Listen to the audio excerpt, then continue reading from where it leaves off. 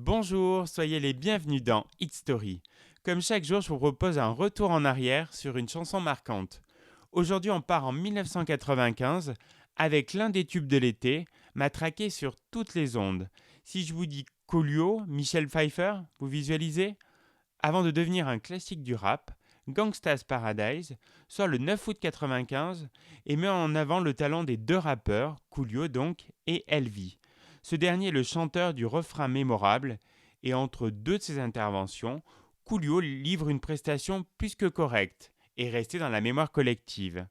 Après avoir fait partie d'un groupe hip-hop, Coolio démarre sa carrière solo en 1994 avec l'album It Takes a Thief. Cet opus est acclamé par la critique et le public. Ce succès lui vaut d'être choisi pour interpréter avec LV la chanson Gangsta's Paradise qui est présente sur la BO du film Esprit rebelle en plus de leurs deux albums. La chanson reprend le refrain et la musique d'un succès de Stevie Wonder, Pastime Paradise, sorti en 1976. Coolio a modifié les paroles de manière à les faire coïncider avec la vie dans les rues.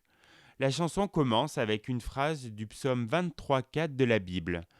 Quand je marche dans la vallée de l'ombre de la mort, mais ensuite diverge avec je regarde ma vie et réalise qu'il n'en reste rien. La plupart des paroles sont sombres et tragiques. Elles sont une critique de la violence et de la tragédie d'une vie de gangsta, comme dans ces paroles chantées par Elvi. Dis-moi pourquoi sommes-nous trop aveugles pour voir que ceux à qui nous faisons du mal sont toi et moi.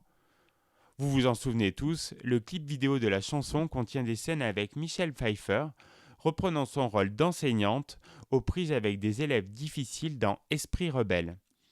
Grosse performance pour la chanson, qui sera le single le plus vendu en 1995 et s'écoulera à 6 millions d'exemplaires dans le monde.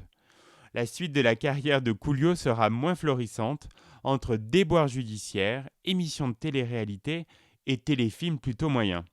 Je vous propose qu'on le retrouve pour le meilleur, c'est-à-dire pour cette chanson culte, Gangsta's Paradise.